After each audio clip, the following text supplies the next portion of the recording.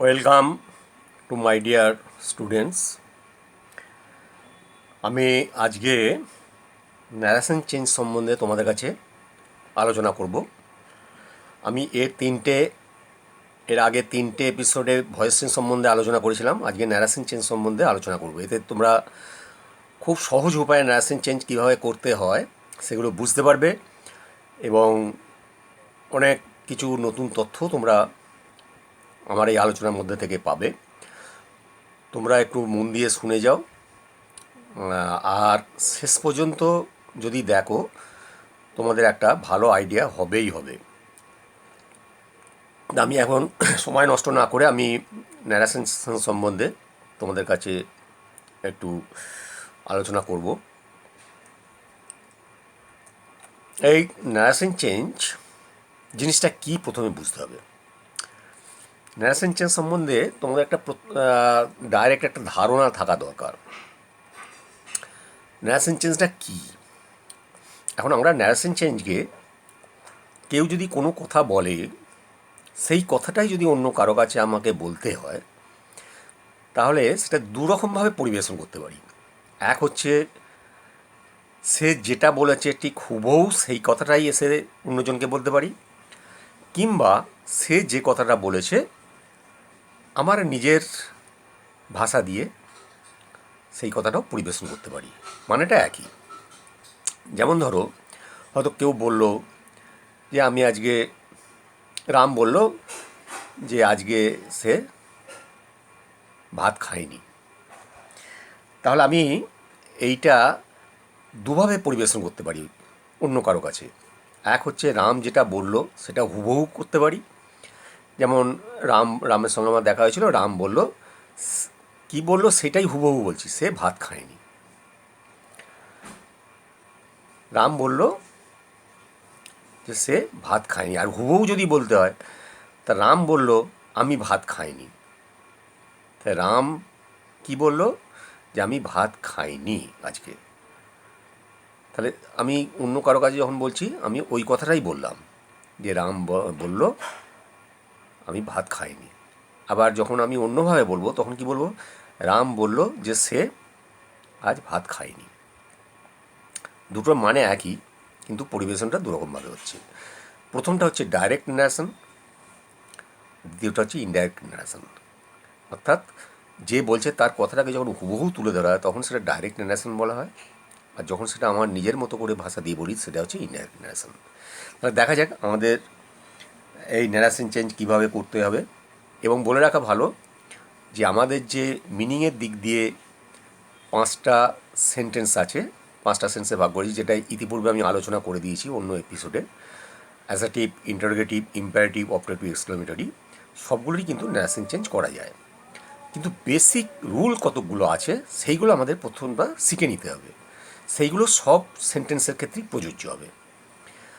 আর যখন আমরা ইনডাইরেক্ট ন্যারেশনে নিয়ে যাব তখন যেই 5 রকম সেন্টেন্সই থাকতে পারে, সেইগুলোর ব্যাপারে যখন আমরা চেঞ্জ করতে থাকবো তখন আমরা সেটা আলোচনা করে নেব। যেমন অ্যাজাটিভ সেন্টেন্সের ক্ষেত্রে একরকম নিয়ম আছে, ইম্পারেটিভ ক্ষেত্রে একরকম নিয়ম আছে, ইন্টারোগেটিভের ক্ষেত্রে একরকম নিয়ম আছে চেঞ্জ করার সময়, অপটেটিভ, এক্সক্লেমেটরি এদের ক্ষেত্রেও নিয়ম আছে। আর আরেকটা জিনিস জেনে রাখবে, যখনই আমরা ইনডাইরেক্ট ন্যারেশনে নিয়ে চলে আসবো সবগুলোই কিন্তু যে সেন্টেন্সই থাকুক না কেন সব অ্যাসার্টিভ সেন্টেন্সে রূপান্তরিত হয়ে যাবে। তাহলে দেখা যাক আমরা আলোচনা করে কি বুঝতে পারি। তাহলে আমি কী বলছি যে ডাইরেক্ট ন্যারেশন কী, কোনটা, সেটাই আমি এখানে লিখেছি। তোমরা লেখাগুলো নিশ্চয়ই লক্ষ্য করছো যে বক্তা যখন কাহারও বক্তব্যকে হুবহু তুলে ধরে তাহাকে আমরা ডাইরেক্ট ন্যারেশন বলি। আর ইনডাইরেক্ট ন্যারেশন হচ্ছে বক্তা যখন কাহারও বক্তব্যকে হুবহু না বলে নিজের ভাষায় ব্যক্ত করে তখন সেটি ইনডাইরেক্ট ন্যারেশন। আমার এই আলোচনার মধ্যে দিয়েই তোমরা পরপর ঠিক বুঝতে পারবে। যেমন এখানে একটা আমি উদাহরণ দিয়েছি, যেমন ধরো হি সেড টু মি, সে আমাকে বলল I tell you a story, আমি তোমাকে একটি গল্প বলি। এটা হচ্ছে ডাইরেক্ট ন্যারেশন। এবার এটাকে যদি আমি চেঞ্জ করি ইনডাইরেক্টলি কীরকম হবে? হি told me that he told me a story.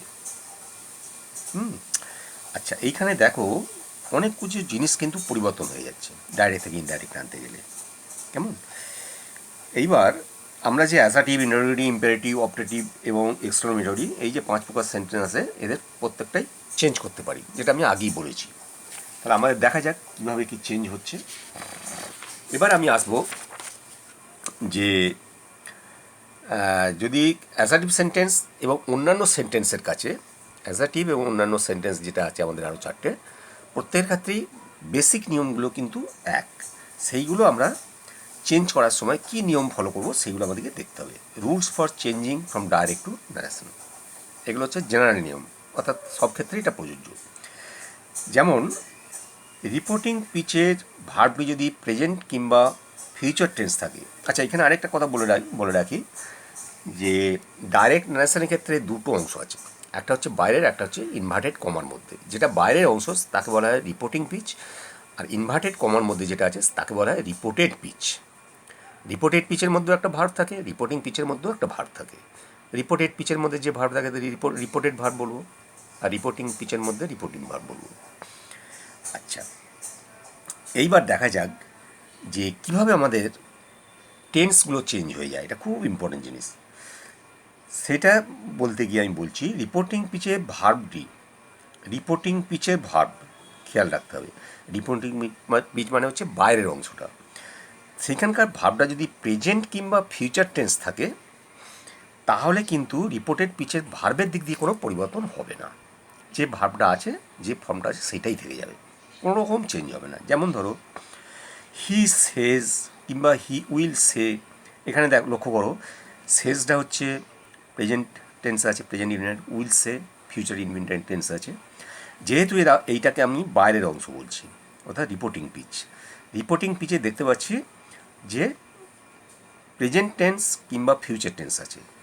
তাহলে রিপোর্টেড পিচের মধ্যে কি আছে? আই টেক থাকুক বা আই টুক থাকুক কিংবা আই উইল টেক, যেটাই থাকুক না কেন, এ বুক, অর্থাৎ আমি একটি বই লই, আমি একটি বই লয়েছিলাম, আমি একটি বই লইব। তিনটে টেন্সেরই আমি এখানে দিয়েছি। একটু লক্ষ্য করো মাইনিউটলি। এখানে দেখো যখন চেঞ্জ করছি তখন কি হচ্ছে, হি সেজ বা will say that, he takes বা টুক বা উইল টেক এ বুক। কোনোটার কিন্তু কোনো পরিবর্তন হচ্ছে না, যেহেতু বাইরে প্রেজেন্ট টেন্স কিংবা ফিউচার টেন্স আছে। এটাই লক্ষ্য করার বিষয়। বাইরে যদি, অর্থাৎ রিপোর্টিং পিচে যদি প্রেজেন্ট কিংবা ফিউচার টেন্স থাকে তাহলে রিপোর্টেড পিচে, অর্থাৎ ভেতরে ইনভার্টেড কমার মধ্যে যে অংশটা আছে সেইটার মধ্যে যে টেন্সই থাকুক না কেন কোনো রকম তার পরিবর্তন হবে না, সেই টেন্সই থেকে যাবে। আচ্ছা, এইবার আসা যাক রিপোর্টিং পিচের। রিপোর্টিং পিচের এই যে ভার্বগুলো, রিপোর্টিং পিচের যে ভার্ব, এইটা যদি পাস্ট টেন্সে থাকে তাহলে কিন্তু যত কিছু নিয়ম এসে যাবে, সিকুয়েন্স অফ টেন্সটা চলে আসবে। সেইগুলি আমাদের ভালো করে শিখতে হবে। যদি প্রেজেন্ট কিংবা ফিউচার টেন্স থাকে তাহলে তো কোনো সমস্যা নেই, কিন্তু যদি পাস্ট টেন্স হয়ে যায় তখন ভেতরেরগুলো সব পরিবর্তন হয়ে যাবে। অর্থাৎ ইনভার্টেড কমার মধ্যে যে রিপোর্টেড পিচের যে ভার্বটা আছে সেইগুলো চেঞ্জ হতে থাকবে। সেইগুলো তাহলে কীভাবে চেঞ্জ হয় সেগুলো আমাদের দেখতে হবে। আচ্ছা, যদি ধরো এইভাবে থাকে, আমি একটা একটা করে উদাহরণ দিয়ে বোঝাচ্ছি, তোমরা একটু ফলো করো মন দিয়ে। যেমন ধরো যদি যদি প্রেজেন্ট ইনডিফিনিট টেন্সে থাকে, প্রেজেন্ট ইনডিফিনিট টেন্সে থাকে, কোনটা থাকে? রিপোর্টেড পিচটা। রিপোর্টেড পিচটা যদি প্রেজেন্ট ইনডিফিনিট টেন্স থাকে, আমরা তো জানি 4 রকম ভাগ করা যায় টেন্সকে, indefinite, continuous, perfect, perfect continuous. এইবার বাইরেরটা যদি রিপোর্টিং পিচটা যদি পাস্ট টেন্সের ভাবটা থাকে আর ইনভার্টেড কমার মধ্যে যেটা আছে, অর্থাৎ রিপোর্টেড পিচের ভার্বটা যদি প্রেজেন্ট ইনডিফিনাইট টেন্সে থাকে, তখন যদি তাকে আমরা ইনডাইরেক্ট ন্যারেশনে আনি তাহলে প্রেজেন্ট ইনডিফিনাইট থাকলে পাস্ট ইনডিফিনাইট হয়ে যাবে, প্রেজেন্ট কন্টিনিউয়াস থাকলে পাস্ট কন্টিনিউয়াস হয়ে যাবে, প্রেজেন্ট পারফেক্ট থাকলে পাস্ট পারফেক্ট হয়ে যাবে, প্রেজেন্ট পারফেক্ট কন্টিনিউয়াস থাকলে পাস্ট পারফেক্ট কন্টিনিউয়াস হয়ে যাবে, আবার পাস্ট ইনডিফিনাইট থাকলে পাস্ট পারফেক্ট হয়ে যাবে।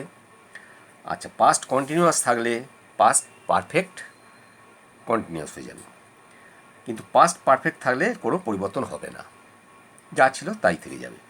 আর যদি ফিউচার টেন্স থাকে, ফিউচার টেন্স তো শ্যাল বা উইল দিয়ে হয়, ফিউচার টেন্সে যদি কোনো ব্যাপার থাকে তাহলে সেই শ্যাল বা উইলটা শুধু চেঞ্জ হয়ে যাবে। অর্থাৎ আমরা জানি শ্যাল থেকে শুড, উইল থেকে উড হয়। আর শুডটা অবশ্য অন্য অর্থ ব্যবহার হয়, যার জন্য অধিকাংশ ক্ষেত্রে আমরা উডটাই ব্যবহার করব। কোথায় করব? যদি বাইরে অর্থাৎ রিপোর্টিং পিসটা যদি পাস্ট টেন্স থাকে আর ভেতরের টেন্সটা অর্থাৎ রিপোর্টেড পিসটা যদি ফিউচার টেন্স থাকে, শুধুমাত্র উড বেশিরভাগ ক্ষেত্রে হয়ে যাবে, উইলটা উড হয়ে যাবে। আচ্ছা, এইবার দেখো আমরা এইগুলো তো টেন্সের দিক দিয়ে গেল। এবার আর একটা দিক দিয়ে আমাদের কিন্তু পরিবর্তন এসে যায়। যখন আমরা ডাইরেক্ট থেকে ইনডাইরেক্ট নিয়ে যাব তখন আরও অন্যদিকেও চেঞ্জ হয়। যেমন ধরো মোটামুটি আমরা ডাইরেক্ট থেকে যখন ইনডাইরেক্ট নিয়ে যাব নিকটেরটা দূরে হয়ে যায়, সেইভাবে চেঞ্জগুলো এসে যায়। এই যে আমি একটা টেবিল আকারে দেখাচ্ছি, ডাইরেক্ট ন্যারেশনে যেখানে দিস থাকবে, যখন ইনডাইরেক্ট ন্যারেশনে নিয়ে আসবো তখন সেটা দ্যাট হয়ে যাবে। ঠিক অ্যাকর্ডিংলি দিস থাকলে দোজ হয়ে যাবে, থাস থাকলে সো বা দ্যাট হয়ে যাবে, নাও থাকলে দেন হয়ে যাবে, এগো থাকলে বিফোর হয়ে যাবে, লাস্ট নাইট থাকলে দি প্রিভিয়াস নাইট হয়ে যাবে, প্রিভিয়াস নাইট, হেন্স থাকলে থেন্স হয়ে যাবে, হেন্স থাকলে থেন্স, আর কাম থাকলে গো হয়ে যাবে। এটা কিন্তু একটু সবসময় যে কাম থাকলে গো হয়ে যাবে তা না, ওটা একটু কী পজিশনে আছে সেটা দেখে চেঞ্জটা করতে হয়। আচ্ছা, আবার হিয়ার থাকলে দেয়ার হয়ে যাবে, হিদার থাকলে থিদার, টুডে থাকলে দ্যাট ডে, টুমোরো থাকলে দি নেক্সট ডে, ইয়েস্টারডে থাকলে the previous day, next week অথবা নেক্সট ইয়ার যদি থাকে তাহলে দি ফলোয়িং ইয়ার কিংবা ফলোয়িং উইক হয়ে যাবে। আবার লাস্ট উইক থাকলে বা লাস্ট ইয়ার থাকলে দ্য প্রিভিয়াস উইক বা প্রিভিয়াস ইয়ার হয়ে যাবে।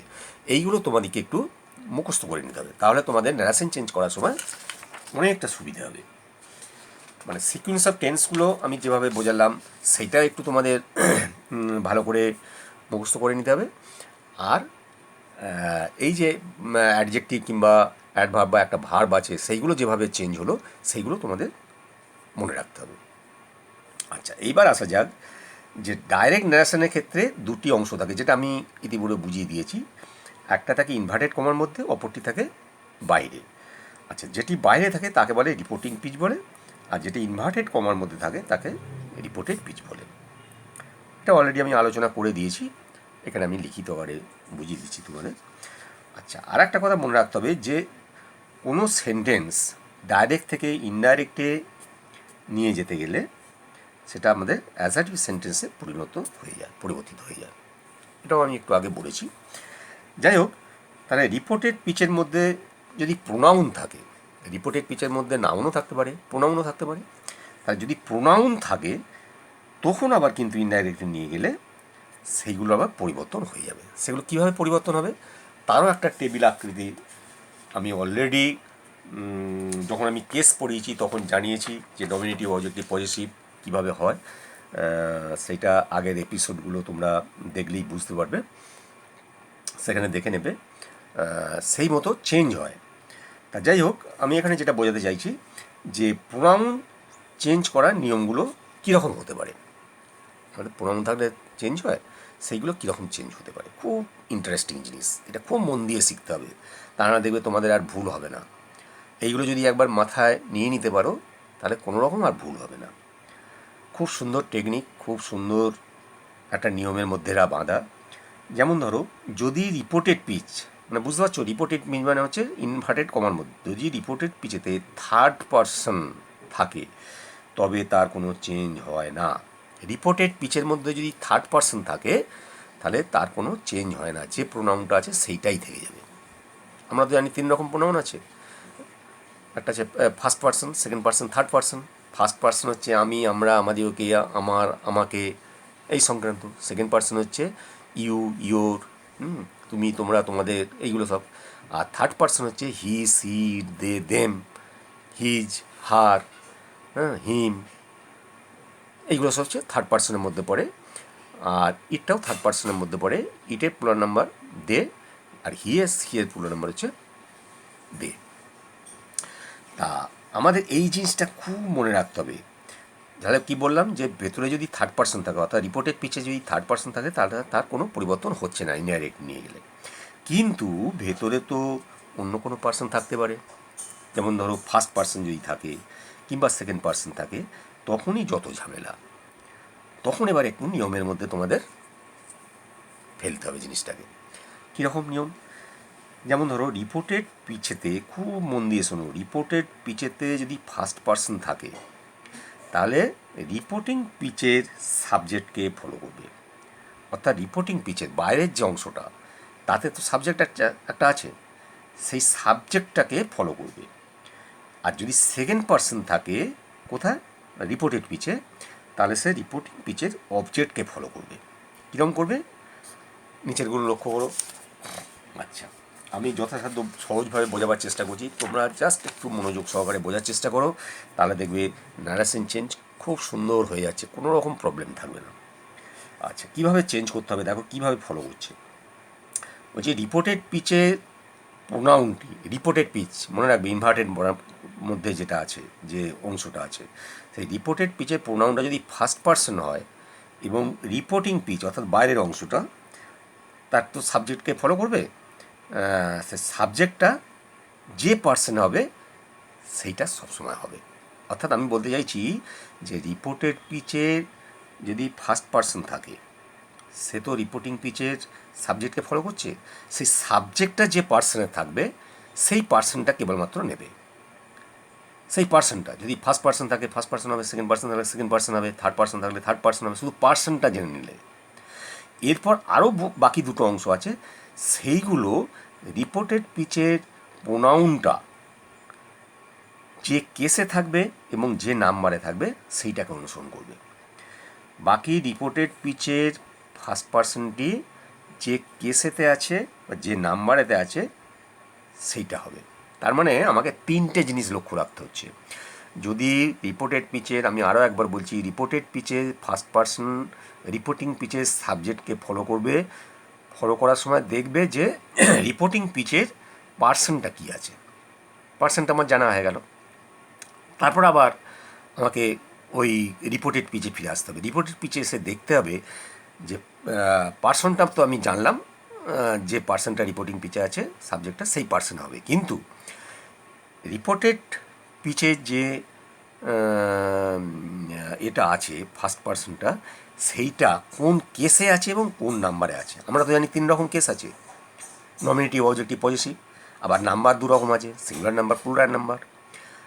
তাহলে ওইটা কি কেসে আছে, যদি নমিনেটিভ কেস হয় তাহলে নমিনেটিভ কেসে আনতে হবে, যদি সিঙ্গুলার নাম্বারে হয় সিঙ্গুলার নাম্বারে আনতে হবে, যে কেসে থাকবে সেই কেসটাই আনতে হবে। আমি পরবর্তীকালে উদাহরণ দিয়ে তোমাদের বুঝিয়ে দেবো, তখন আরও জিনিসটা সহজ হয়ে যাবে।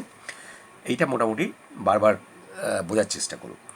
আচ্ছা, আবার হচ্ছে রিপোর্টেড পিচের প্রোনাউনটা, আমি যেমন ফার্স্ট পার্সনের ক্ষেত্রে বললাম প্রোনাউনটার, এবার রিপোর্টেড পিচের প্রোনাউনটা যদি সেকেন্ড পার্সন থাকে তখন সে তাহলে রিপোর্টিং পিচের যে অবজেক্ট আছে তাকে ফলো করবে, এবং ফলো করার সময় সে শুধু পার্সনটা নিয়ে নেবে।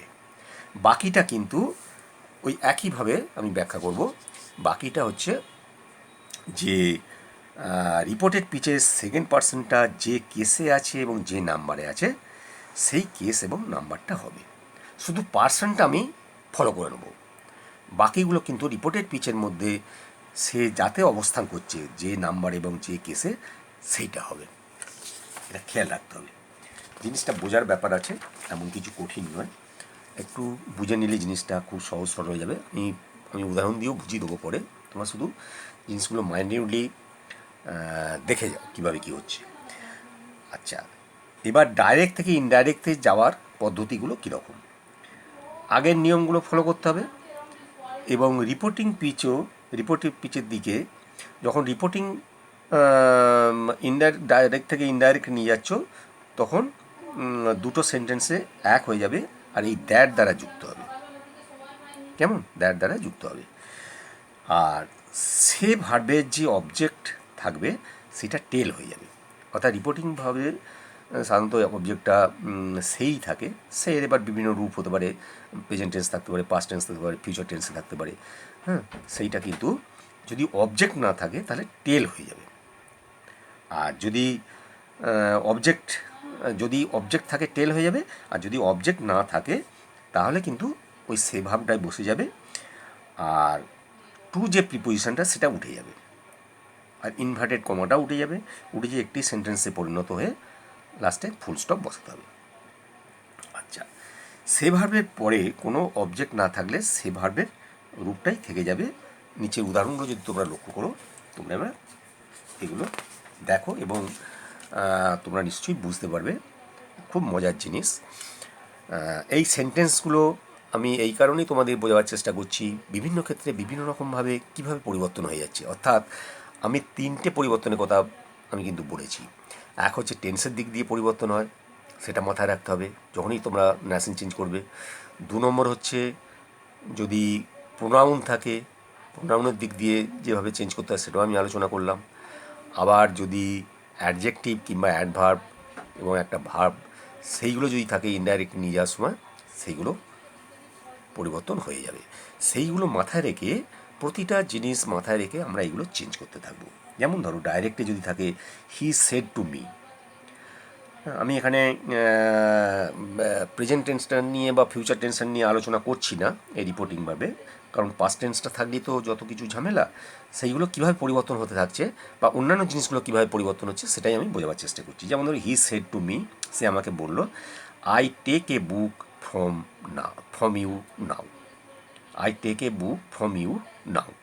এটা কীভাবে চেঞ্জ হচ্ছে দেখো, আমি বলেছিলাম যে সেটের পর যদি অবজেক্ট থাকে তাহলে সেটা সেই ভার্বটা টেল ভার্ব হয়ে যায়। এখানে যেহেতু পাস্ট টেন্স আছে, টেল সেট থেকে টেল থেকে টোল্ড হয়ে গেল, আর টু প্রিপোজিশনটা উঠে যাবে, এটা মনে রাখতে হবে। তাহলে হি টোল্ড মি হয়ে গেল, আর দ্যাট এই কনজাংশনটা দ্বারা যুক্ত করছি এই সেন্টেন্সটাকে। আচ্ছা, এইবার মজার জিনিসে আসা যাক।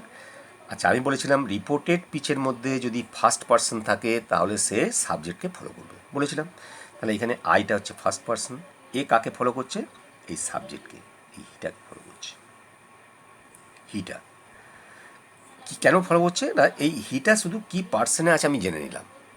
তাহলে আমি যখন ইনডাইরেক্টলি নিয়ে যাব, শুধু একটা জিনিস এই ক্ষেত্রে জেনে গেলাম যে থার্ড পার্সনে আমাকে নিয়ে যেতে হবে। এইবার আবার এইখানে চলে এসো, এই রিপোর্টেড পিচের মধ্যে আইটা দেখতে হবে কোন কেসে আছে, কোন নাম্বারে আছে।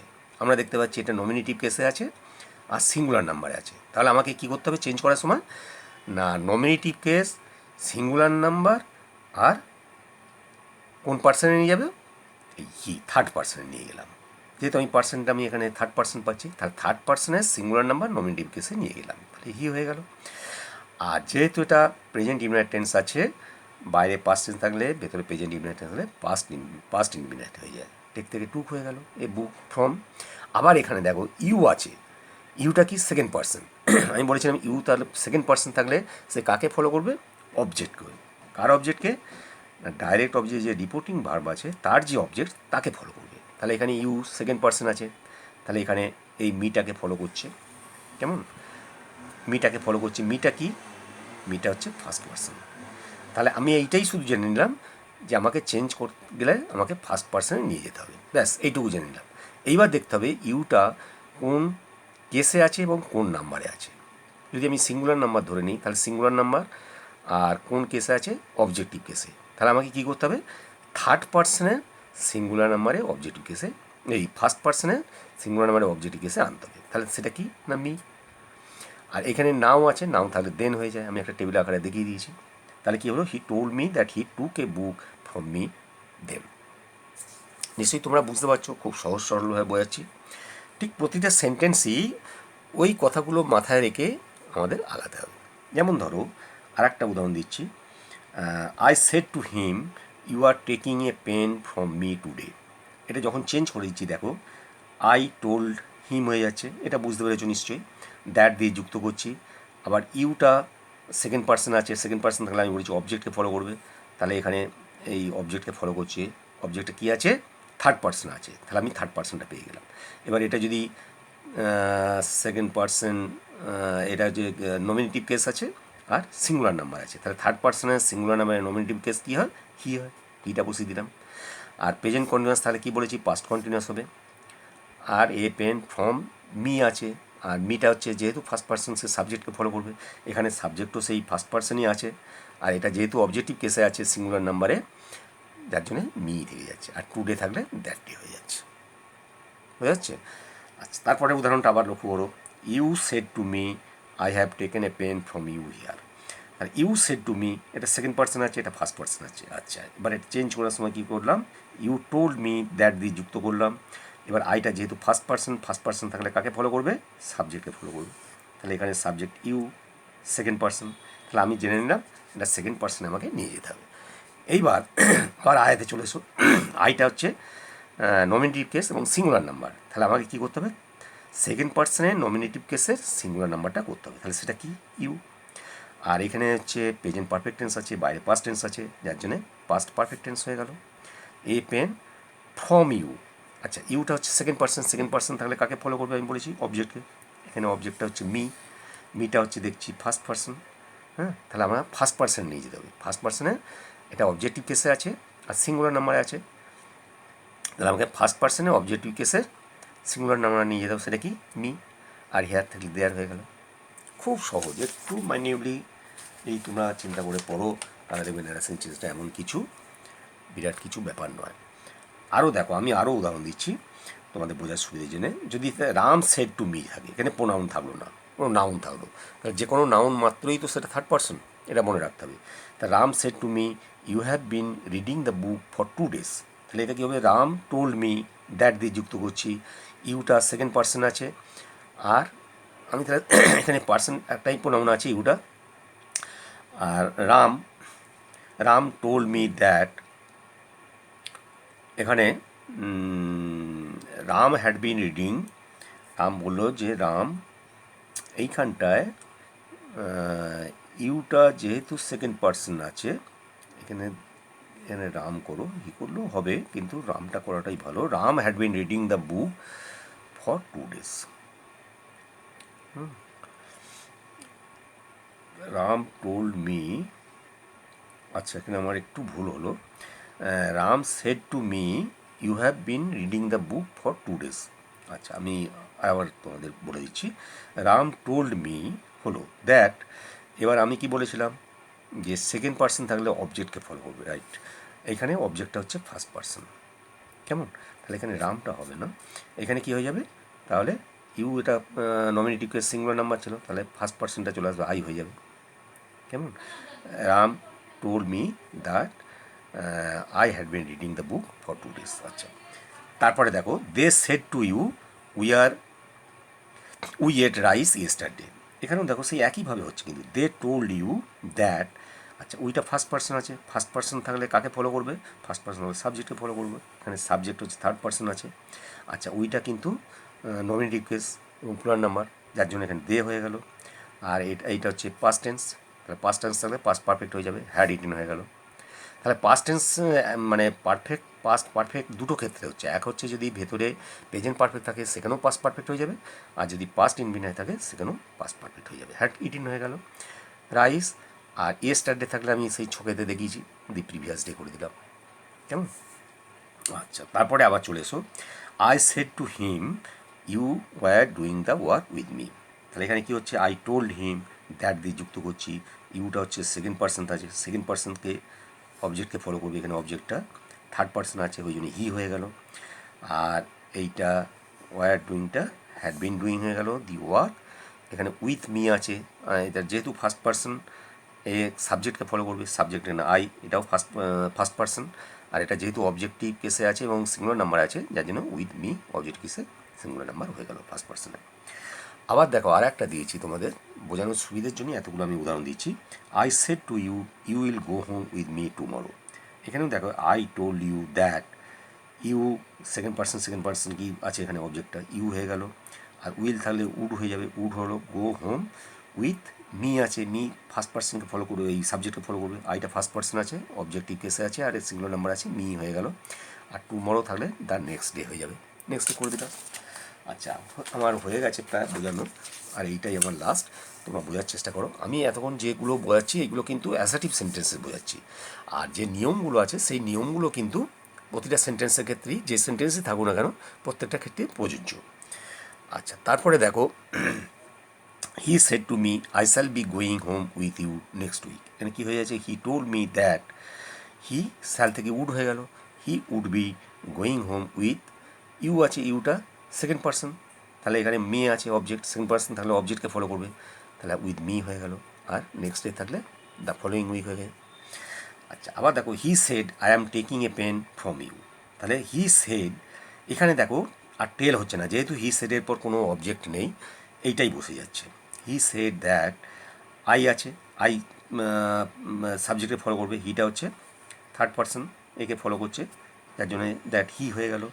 প্রেজেন্ট কন্টিনিউয়াস পাস্ট কন্টিনিউয়াস হয়ে গেল, পেন ফ্রম, ইউ আছে, এখানে কোনো কিছুই নেই অবজেক্টটা, যার জন্যে এখানে যে কোনো কে এতে বসতে পারে, যে কোনো পার্সনে ইউ বসিয়ে দিতে পারো, আর মিও বসাতে পারো। তার কারণ হচ্ছে এখানে যদি হি সেড টু ইউ থাকতে পারতো, হি সেড টু মি থাকতে পারতো, সেই কারণেই ইউ হতে পারে, মিও হতে পারে। আচ্ছা, এটা লক্ষণীয় বিষয় আছে। আর একটা লাস্ট উদাহরণ দিয়ে আমি অ্যাসার্টিভ সেন্টেন্স সম্বন্ধে বোঝানো শেষ করব। মানে জেনারেল রুলগুলোও দিলাম আর অ্যাসার্টিভ সেন্টেন্স সম্বন্ধে আজকে আলোচনা করলাম। বাকি চারটে সেন্টেন্স আমি পরের এপিসোডে আলোচনা করে দেবো। যেমন ধরো এখানে যদি প্রেজেন্ট টেন্স থাকে, he says to me I take my pen, আমি বলেছিলাম প্রেজেন্ট টেন্স কিংবা ফিউচার টেন্স থাকলে তার কোনো ভার্বের দিক দিয়ে পরিবর্তন হবে না, তাই হচ্ছে না। দেখো হি টেলস মি, এখানে যেহেতু অবজেক্ট আছে উনি টেলস হয়ে গেল, এটা প্রেজেন্ট টেন্স বলে। দ্যাট আই ফার্স্ট পার্সন, সাবজেক্টকে ফলো করছে, হি হয়ে গেল। আর যেহেতু বাইরে প্রেজেন্ট টেন্স আছে ওই জন্য টেকটা আনচেঞ্জড হয়ে গেল, আর হি আছে বলে থার্ড পার্সন সিঙ্গুলার, যার জন্য এস যোগ হয়েছে টেক্স। আর মাই পেন আছে, মাইটা হচ্ছে অবজেক্টকে ফলো করবে, এই সরি, মাই হচ্ছে সাবজেক্টকে ফলো করবে, যেহেতু এটা ফার্স্ট পার্সন, তাহলে সাবজেক্টে তো ফলো করলো, এটা ফার্স্ট পার্সন পেয়ে গেলাম। এবার কোন কেসে হবে না positive case, positive case singular number, তাহলে থার্ড পার্সনের positive case singular number his হয়, ওই জন্য হিজ পেন হয়ে গেল। আচ্ছা, তারপর আর একটা দেখো, I shall say to you, এটা যেমন প্রেজেন্ট টেন্স দিয়ে দেখালাম, এটা ফিউচার টেন্স দিয়ে দেখাচ্ছি। I shall say to you, এখানেও চেঞ্জ হবে না, ইউ আর মাই ব্রাদার, তাহলে I shall tell you that you are my brother হয়ে গেল। এখানে ইউটা ছিল, ইউটা অবজেক্টকে ফলো করছে, তার জন্য ইউ হলো, আর মাইটা সাবজেক্টকে ফলো করছে, এখানে ফার্স্ট পার্সন আছে যার জন্য মাই হলো। ঠিক আছে, আশা করি তোমরা ভালোভাবে বুঝতে পেরেছো জিনিসটা। আমি এরপরে আরও একটা এপিসোড করবো, সেখানে অন্যান্য এগুলো সেন্টেন্সগুলো নিশ্চয়ই বোঝাবো, এবং প্রসঙ্গক্রমে আরও অন্যান্য তোমরা তথ্য পেয়ে যাবে, তাতে আরও মজার মজার জিনিস ঘটবে, সেগুলো দেখতে থাকো। তোমাদের আশা করি ন্যারেশন চেঞ্জ সম্বন্ধে ভয় ভীতি থাকবে না, তোমরা ভালোভাবে এতে জয়লাভ করতে পারবে। আর এ পর্যন্ত যেগুলো শিখিয়ে আসছি সবই ট্রান্সফরমেশনে কিন্তু দরকার হবে। আমি যখন ট্রান্সফরমেশনে আসবো সেন্টেন্সের, তখন এইগুলো সবগুলোই আসবে, ভয়েস চেঞ্জ আসবে, ন্যারেশন চেঞ্জ আসবে, আরও অন্যান্য জিনিস আসবে। সেই মজার মজার জিনিস তোমরা দেখতে থাকবে, শিখতে থাকবে, আর নিজেদেরকে ডেভেলপ করবে। ঠিক আছে, আজকে তাহলে এই পর্যন্তই থাক। Thank you.